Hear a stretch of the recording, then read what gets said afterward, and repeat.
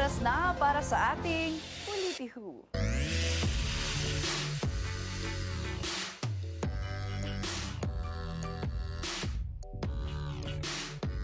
Politihu, itong opisyal ng gobyerno na grabe daw kung makapagbida-bida.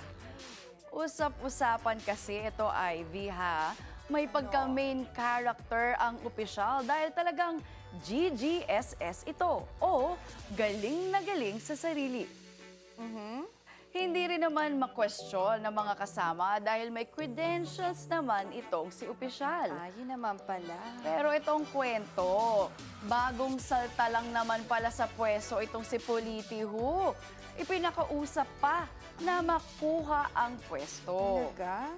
Pero dahil sa sobrang pabibo nito, tila hindi nila nagustuhan ang attitude ng opisyal. Bakit paano daw ba siya bida-bida? Ito kasi, paano ba naman? Siya na yung laging magaling. Siya na lang yung laging may experience. Siya na laging may expert opinion.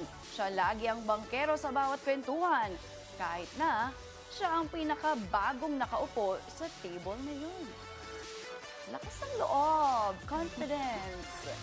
Kaya naman, dahil may pakpakang balita at may tenga ang lupa, nang pumunta ito sa isang nakatataas na kasamahan, dinedma si Politihu.